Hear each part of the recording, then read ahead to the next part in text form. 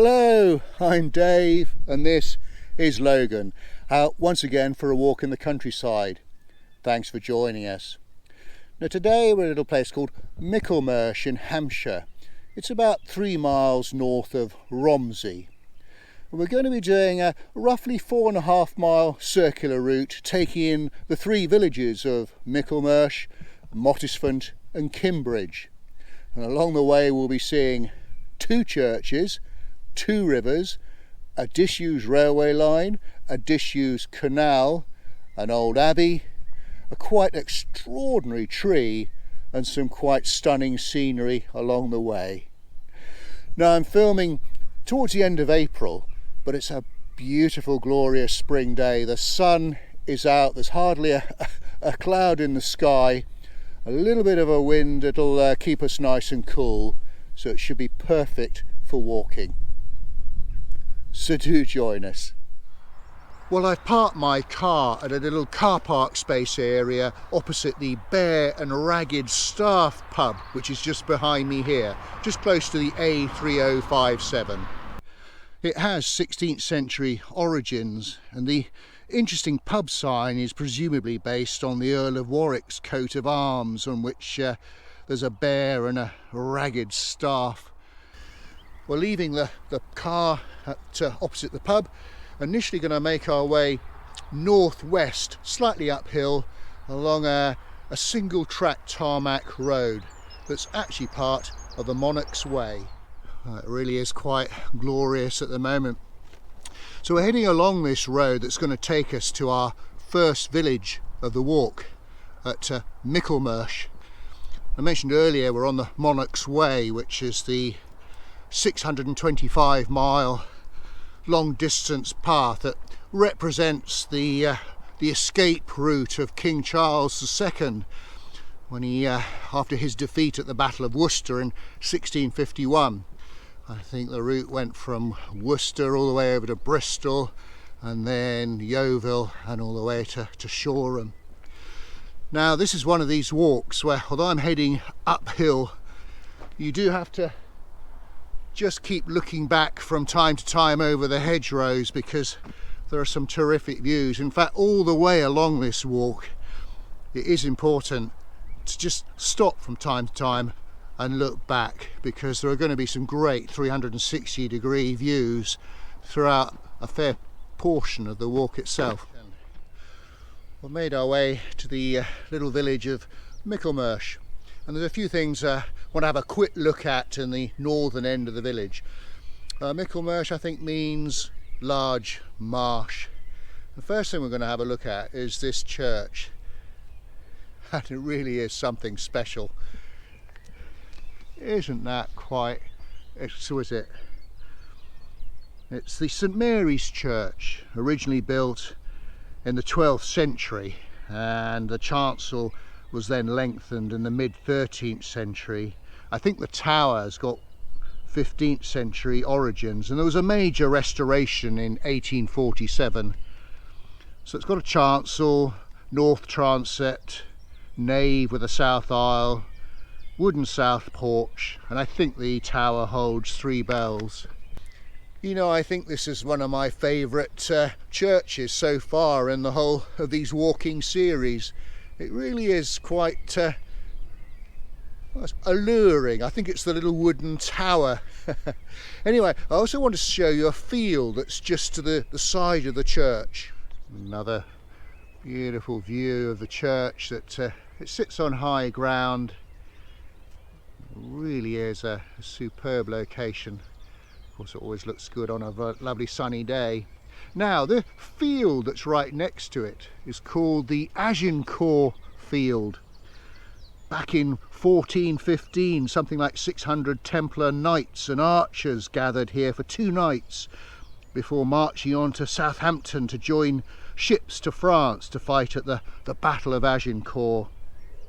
And then years later, troops of British forces camped in the same field before taking part in the D-Day invasion of Normandy in 1944. Well, just to the side of the church is the old rectory, a Georgian property. I think it's now called Michelmersh Court, probably most famous for the fact that it was once the summer residence of Sir David Frost. Just caught sight of this rather sweet little pond just over the edge of a wall. You could easily miss it. Certainly it shows on some very old maps. Okay, well, we're just going to just carrying on. We're going to make our way out of the top of the village, but there's one more thing that I want to look at. Ah yes, here we go. These are some marvellous old barns. In fact, I see there's a little notice up which tells us that yeah, these two long barns in front of us date from the Napoleonic Wars. What was that? The early 1800s, wasn't it? And then to the left of the long barn is the old barn, which is there, which is even older by a further 200 years apparently. And it was also famous for, now slightly older viewers might remember the children's television programme Wurzel Gummidge from the late 70s and early 80s. Well, part of it was filmed here. I think it was called Scatterbrook Farm.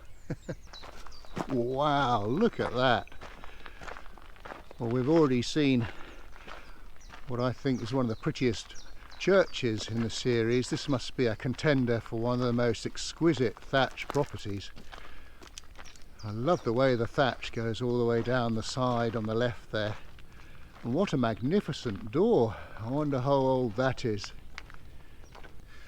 I've left the village now and looking forward to a really great walk out into the countryside. And the views here are going to be quite out of this world. If I just show you, I mean, it is very difficult to put into words. Crops now really beginning to get going now. That luscious green, glorious blue sky, sunshine, and then the woods in the far distance, birds singing. Ah, little piece of heaven, isn't it? Wonderful.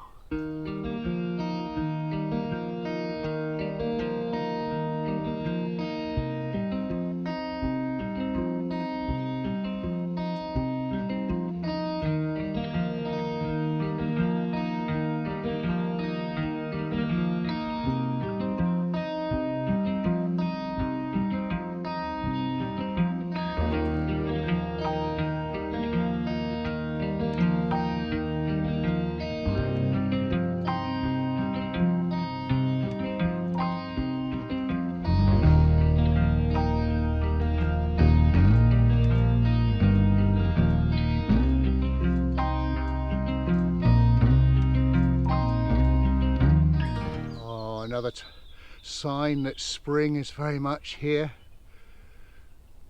They're certainly out in all their glory now.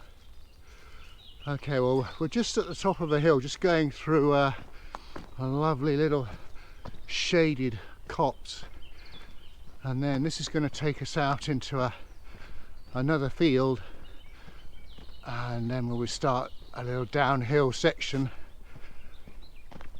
But getting so peaceful through here. A few old yew tree. Yep, here we go, and that's the path that's going to take us out. And, oh, what a glorious view again.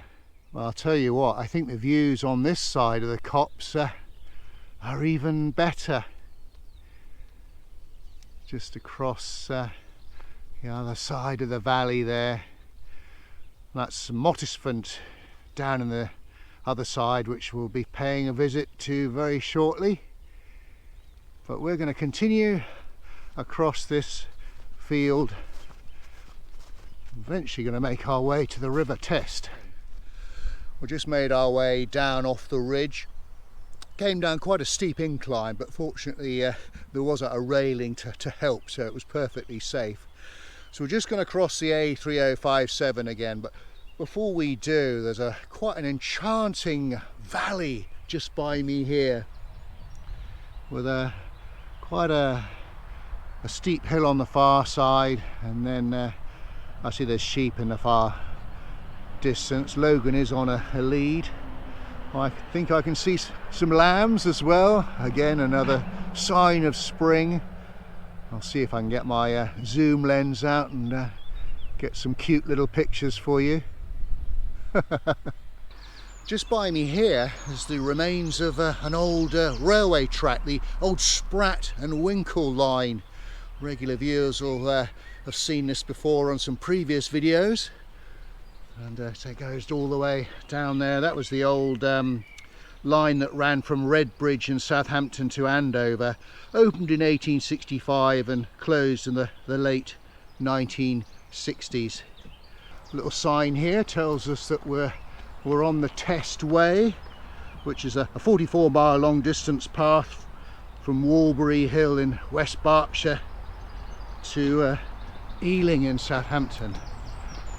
And here we are, our first view of the day of the quite magnificent River Test.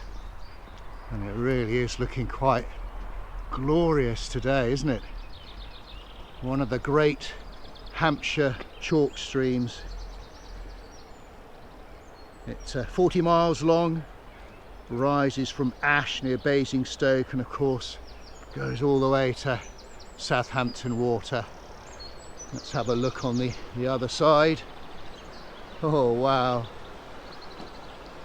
look at oh, did you see that? A fish just leapt out. Those beautiful waterfalls. Say crystal clear. Yes, I can see the bottom. It's quite deep, even though we haven't had any rain for quite a few weeks now. It's still in full flow. So beautiful. You can just sit and watch this scene for ages. And the duck there on the bank enjoying the morning sunshine. Aha, a stile with a dog friendly access, which I would like to see.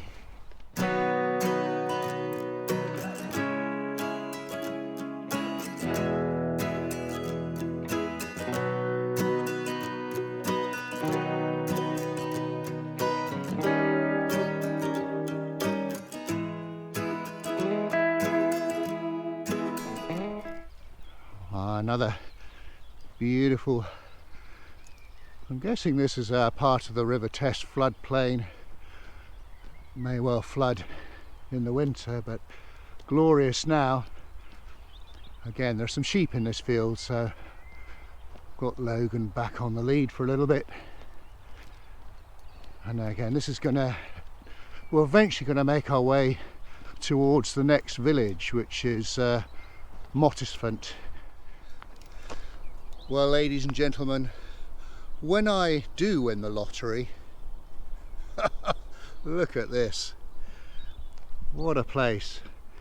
I can just imagine having my gin and tonic out over there. Now, the river there, it's part of the River Test in a way. The river splits in two further upstream and then joins up again as one river down at Kimbridge. So this bit here I think is called the Oakley Stream. I'm not 100% sure, but if I just pan over to the side, speaking of oaks, look at that quite magnificent oak tree.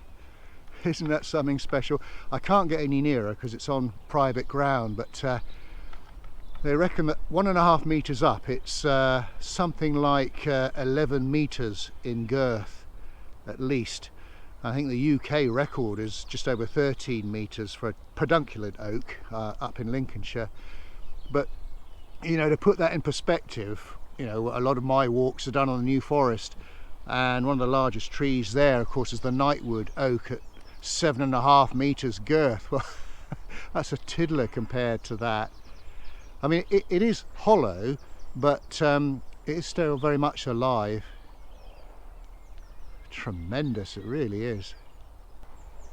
Just crossing over the bridge, just looking back at that tree. I mean, this is one of those views that would make a terrific picture with the river and the willow and the tree in the background and the house on the left. Picture postcard stuff. Okay, so I'm just heading on to what looks like, yes, National Trust, Mottisfont Estate. And gosh, we're on all sorts of routes here.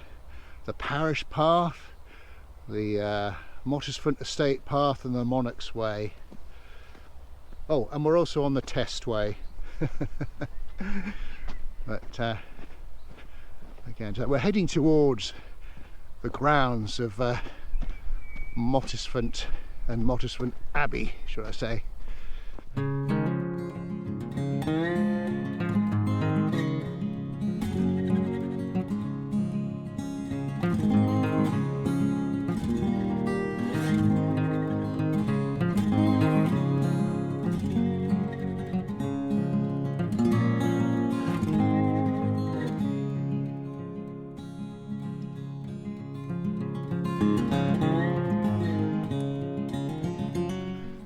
Well, this is about as best view that we're going to get of Mottisfont Abbey. It's a National Trust, have owned it since the 1950s, so you have to pay to get in. Now, there was an Augustan priory founded here in 1201, but following the dissolution of monasteries under Henry VIII, when was that, 1536 to 1541, the priory was dissolved, but it was turned into a country house. The cloisters were demolished in the 18th century, and the owners then added Abbey to the name of the house rather than the historically correct priory. Well, made my way through Mottisfont, past the Abbey entrance. Some lovely houses, all their individual characteristics here. I won't go into it in a great detail because we have done a walk from Mottisfont in the past, so if you haven't seen that video, do check it out. But I will have a quick look at the church. We didn't see that in that walk, and it's just behind me here. It's St Andrew's, which dates from the 12th century, remodelled in the 14th century and restored in 1876 and then again in 1888 and 1889. The big east windows apparently are filled with 16th century glass, said to have come from the ruined Holy Ghost Chapel at Basingstoke. And in fact, the church contains some of the oldest stained glass windows in Hampshire. It has 3 bells. I think the oldest is dated 1663. I'll tell you what, I love the little metal handles on the gate just as you come in. But certainly it's quite different from the church we saw earlier at Michelmersh, that's for sure. And this is our second river of the day, the River Dun, which is very much a tributary of the Test. The Dun, well, the source of it is at Salisbury Way, near West Grinstead. And then, as I say, it joins the Test not far from here, well, just at Kimbridge. But if I look through, yeah, I can just see through those trees, I don't know if you can just make out, there's a banking, and that's the remains or the earthworks of an old canal. Now, there used to be a canal between Andover and Southampton, which was opened in 1794, closed in 1859, and much of that was filled in and used as a track bed for the Sprat and Winkle line. What we have here are the remains of the Salisbury to Southampton canal. It obviously started at Salisbury, headed eastwards, and it joined the Andover to Southampton canal just to the east of here at Kimbridge. It was built between 1803 and 1804, but between 1806 and 1808 it closed, and by 1812 it was completely derelict. So it's a shame, although you can see the earthworks on an old map, it's on private land now, so this is about as near as we can get. Just about across the River Dun, There is a little dog dip, but it's not very big, and there is some barbed wire on the other side, so I won't ask Logan to test it out on this occasion. Just standing on the bridge over the River Dun, another one of those enchanting river scenes, with the sun glinting off the water. And just give you a pan shot. This is the path that we've come down from Mottisfont, and then that's looking to the east with the bank of the old canal on the right. Just crossing over a railway bridge, part of the Wessex main line that goes from Bristol all the way through to Southampton. Just come through a quite glorious little bit of woodland, really peaceful, giving us a little bit of shade as well. So we're now just about to go into the sort of outskirts of Kimbridge. We're not really going to look at the village as such, but just going to sort of do a little detour before we sort of head back to our starting point. Well, we're not going to have too much time to look through Kimbridge itself, but one place we are going to explore is the Kimbridge Barn Farm Shop and Tea Rooms, and I'm delighted to say they welcome dogs. So we're going to pop in for a cup of tea, a cheese scone and a bonio for Logan. Well folks, we've come to the end of our walk. We hope you enjoyed it. If you did, please do give us a like and a thumbs up, and do make a comment. And as I always say, if you haven't already subscribed, please do so. Then that way hopefully you'll be able to join us for another walk sometime in the future. And do check out our Facebook page, Dave's Countryside Walks. Well, we've had a super walk today. Some of the views were really quite stunning and blessed by some glorious sunshine once again.